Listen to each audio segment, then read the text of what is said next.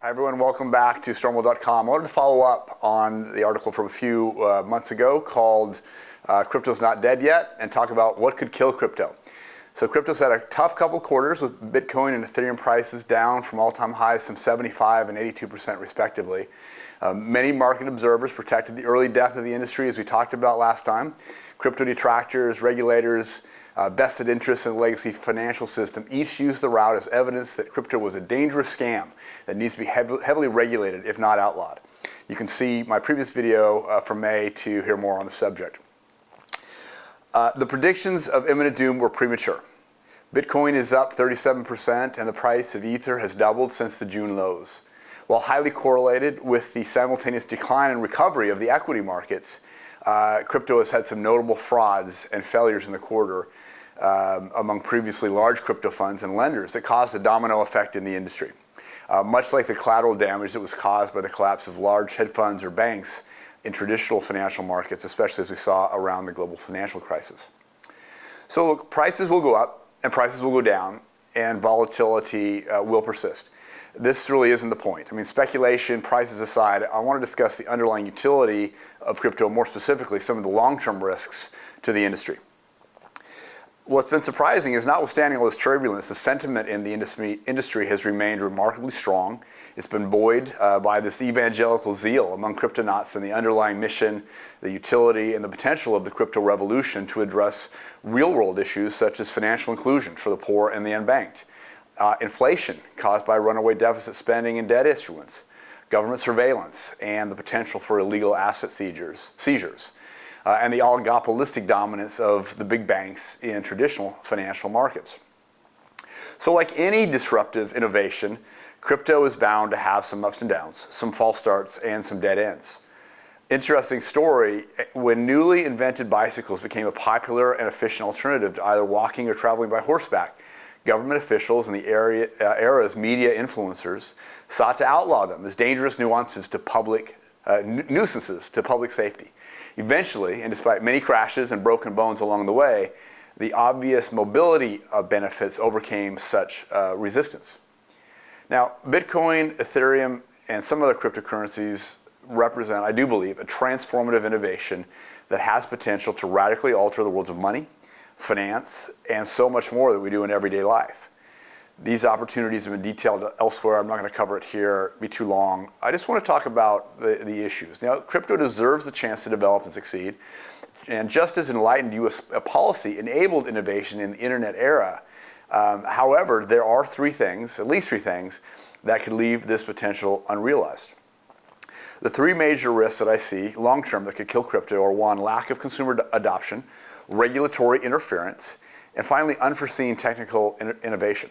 The first, lack of consumer adoption, is the question of who's going to use this and why. You know, what made the last technology revolution successful was the vast applicability for consumers of things like email, web browsers, social media platforms, multifunction smartphones, things we complain about today, but nonetheless did a lot of good for all of us. You know, some legislators at the time proposed taxing emails to make up for the lost revenue for the U.S. Postal Service, but wiser heads prevailed ultimately. Through the development of TCP/IP, the handshake between otherwise unconnected computers around the world, what we now call the internet migrated from an arcane military, then university research application to a universal tool that today is used by an estimated 5 billion people around the world. Similarly, 6.8 billion people now have access to smartphones of one kind or another, which has brought them into the economy, brought them into the world in a way that was never possible before. Today, however, crypto remains largely in the playpen of tech bros, and they're mostly bros, about 2-to-1 male to female use. Only an estimated 300 million people, about 3.75% of the world's population, even use crypto. In order for crypto to thrive, it's going to have to be made easier to use by the rank and file of individuals who don't know how to navigate a command line prompt or care about the math behind a cryptographic hash. So to this end, many of the products and innovations now coming out in the industry are targeted at demystifying crypto and making it more accessible to the normies, that's like me, outside of the highly technical world it was represented before. Just as AOL moved access to the internet from Unix programmers to grandma and grandpa, so too must crypto, DeFi, Web 3.0, all these things make their migration to a simpler and widespread use in order to succeed. If they don't, they won't. It'll remain a hobbyist aspect. The second big one, regulatory interference. There's been a lot of talk on this. Government leaders as diverse and otherwise opposed to each other as U.S. SEC Chairman Gary Gensler, European Central Bank President Christine Lagarde, U.S. Treasury Secretary Janet Yellen, former Prime Minister Boris Johnson, and former U.S. President Donald Trump have each denounced crypto as a scam that needs substantial regulation and government oversight, if not outright prohibition on use. Now, these criticisms always fail to mention the amount of fraudulent and criminal transactions that occur with cash or across regulated bank wires dwarfs any such illicit use in crypto, either today or in the foreseeable future, given relative size of markets. Now, China has notoriously taken the lead here in banning for all practical purposes the use of Bitcoin in the formal economy, while simultaneously issuing a digital yuan controlled and monitored by the Chinese Communist Party. Now, whether it's issued by China, the US, or the EU, government-sponsored central bank digital currencies, CBDCs, while having many useful purposes and use cases, are also a potential tool of the surveillance state. If not checked, regulation will facilitate government's total information awareness and ultimate control of CBDCs and thus every aspect of their citizens' lives. So Bitcoin and Ethereum provide an alternative to enable financial privacy and autonomy.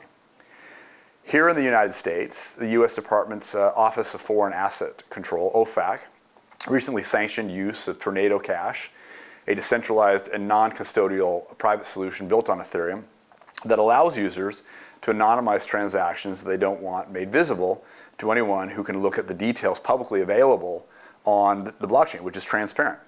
So there are many legitimate reasons for individuals and business users to keep the details of their financial transactions private. No one wants their medical expenses, their political or charitable contributions, supplier or customer data for businesses, or other spending visible to the entire world. This makes no sense. Notably, this is the first time that OFAC's financial crime sanctions, which normally targets terrorists, traffickers, criminal networks, and the like, have been deployed against lines of computer code rather than individuals or legal entities. And its legality will almost certainly be challenged. A wide-ranging regulatory confrontation is imminent in the U.S., and it is entirely possible that regulations are eventually issued that renders use of non-CBDC coins illegal, or at least so burdened by regulation as to make them of little practical use. The third risk is unforeseen innovation. So lack of adoption and regulatory interference are well-known and often discussed risks of crypto. What is less frequently considered is just pure technology risk. That is to say, the same relentless advances in technology that enabled secure distributed networks, applications for blockchain technology, and cryptographic keys may be their undoing. For example, advances in quantum computing may one day make the unbreakable cryptographic private keys that secure digital wallets vulnerable and thus obsolete. Unlike normal computer code, qubits, quantum bits, are non-binary. No, not that kind, but they can be both 0 and 1 at the same time or oscillate between them. It's spooky, it's magic, as any advanced technology appears to be, but they allow computations at a speed and complexity that's impossible today. So it's not for me to predict what these unforeseen innovations will be. I write and talk as a strategist, not a technologist, but just to remind all of us that technology advances and materializes in unpredictable, unexpected, and seemingly sudden ways. Anyone remember Nokia and BlackBerry? I'm sure that no one's still using them. So we're in the middle of a revolution that has potential to transform everything from finance and economics to government and politics and even democracy itself. What advocates see as potential benefits of crypto are the very things that are viewed as threats and dangers by government regimes. Many revolutions launched with great zeal and enthusiasm are not ultimately successful and end up in the dustbin of history. The crypto revolution should be supported by anyone who cares about things like financial decentralization, wresting control from too big to fail banks, transaction autonomy and immutability, the right to own one's own data, online privacy, and your own individual sovereignty over your life and what you do. Listen, only time will tell whether crypto survives these inevitable challenges. But it's an important topic to keep in mind. I hope you enjoyed this episode on the fast evolving crypto market from a non-technical perspective. If so, give it a like, share it, subscribe to the Stormwall channel on YouTube, turn on the notifications bell there, and sign up for the mailing list on stormwall.com. We've got lots of good stuff coming out. including my new book, Why America Matters, The Case for a New Exceptionalism, which is expected to be out late October with Post Hill Press. I'm excited for that, and you can pre-order on stonewall.com or whyamericanmatters.com at a discounted price. So thanks again. We'll see you next time.